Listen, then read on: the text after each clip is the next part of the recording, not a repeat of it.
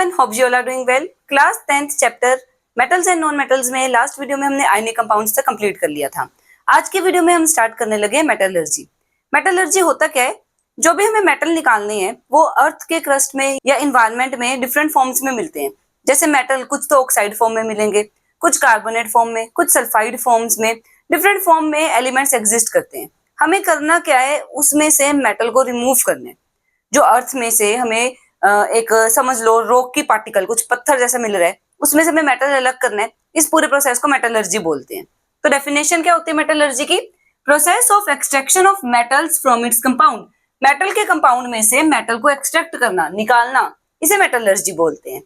अब हमने दो टर्म समझनी है, एक है मिनरल, एक है ओर।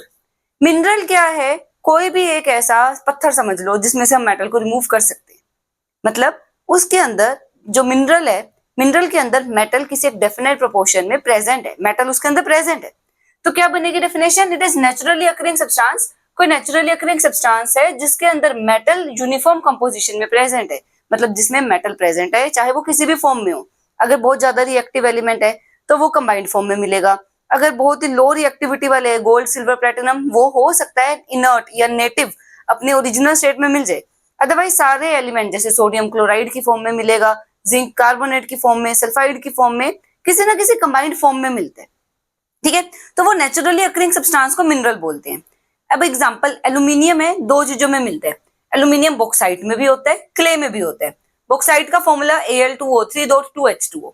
ये दोनों तो हो गए मिनरल, क्योंकि एल्यूमिनियम बॉक्साइट में भी प्रेजेंट है, क्ले में भी प्रेजेंट है।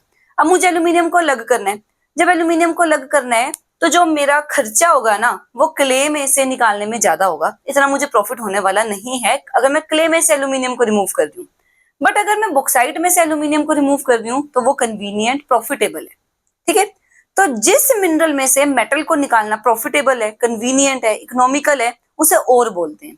मिनरल तो बहुत सारे हैं, एल्यूमिनियम के और भी बहुत सारे मिनरल होंगे, बट उनमें से जिस जिस मिनरल में से मेटल को निकालना कन्वीनियंट है, प्रॉफिटेबल है, इकोनॉमिकल है, उसे ओर बोलेंगे। तो ओर की डेफिनेशन क्या बनी? It is the mineral from which metal can be extracted conveniently, जिसमें से मेटल को कन्वीनियंटली एक्सट्रैक्ट किया जा सकता है। कई बार डिफरेंस आता है पेपर में, differentiate between mineral and ore. Line लगाओगे, एक तरफ मिनरल की डेफिनेशन, एक तरफ ओर की डेफिनेशन। ठीक है, अब जैसे एल्यूमिनियम है, एल्यूमिनियम के बहुत सारे ओर्स हैं, उनमें से गिने चुने कुछ ही ओर होंगे। मिनरल बहुत सारे हैं बट ओर कम है। तो ये सारे के सारे जो ओर है वो मिनरल तो है ही।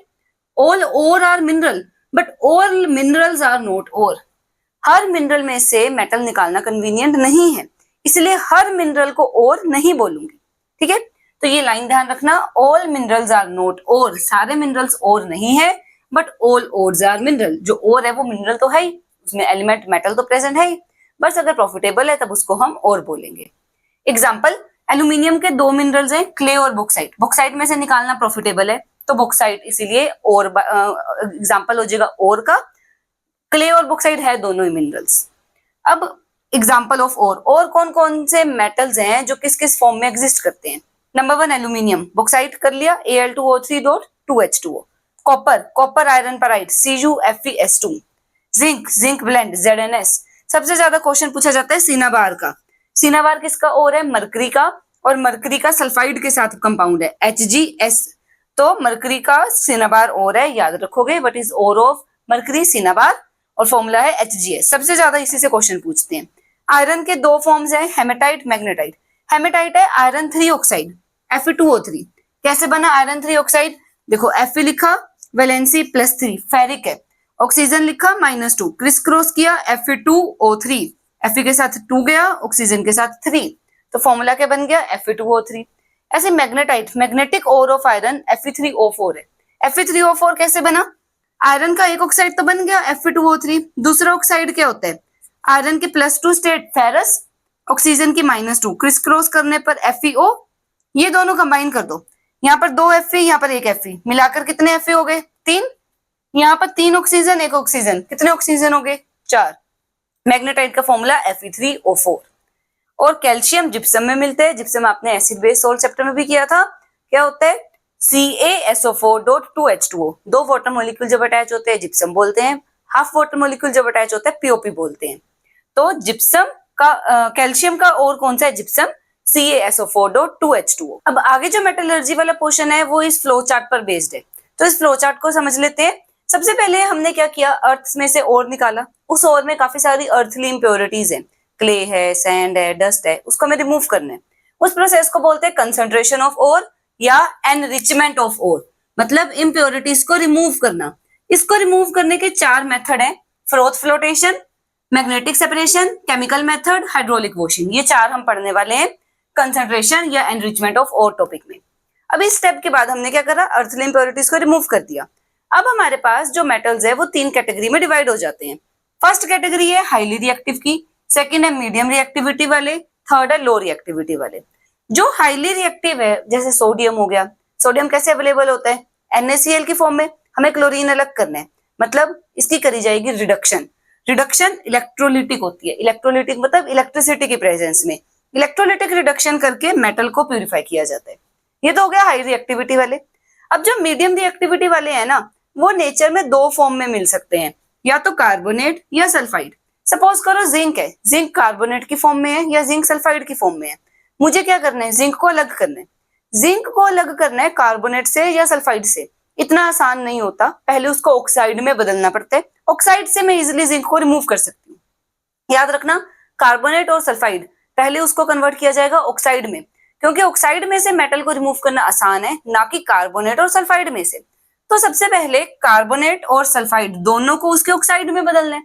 जब हम कार्बोनेट को ऑक्साइड में बदलते हैं, प्रोसेस का नेम होता है कैल्सिनेशन। जब हम सल्फाइड को बदलते हैं तो प्रोसेस का नेम होता है रोस्टिंग। सी से कैल्सिनेशन, सी से कार्बोनेट, सी याद रखो। कार्बोनेट की क्या की जाती है, कैल्सिनेशन। सल्फाइड की क्या की जाती है, रोस्टिंग। इसके बाद ऑक्साइड में बदल गया, ऑक्साइड को ऑक्सीजन को रिमूव करना है, रिडक्शन। रिडक्शन के बाद प्यूरिफिकेशन, मेटल को प्यूरिफाई कर लिया जाएगा। लो रिएक्टिविटी में क्या होता है, लो रिएक्टिविटी वाले नेचर में सिर्फ सल्फाइड की फॉर्म में होते हैं, तो सिर्फ रोस्टिंग करी जाएगी। रोस्टिंग के बाद मेटल ऑब्टेन हुआ, रिडक्शन करके, रिडक्शन टू ऑब्टेन मेटल, या रिडक्शन लिख लो, रिडक्शन ऑफ ऑक्साइड।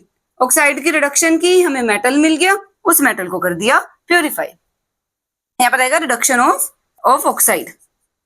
ऑक्साइड की रिडक्शन की, प्यूरिफाई किया, हमें जो प्योर मेटल था वो ऑब्टेन हो गया।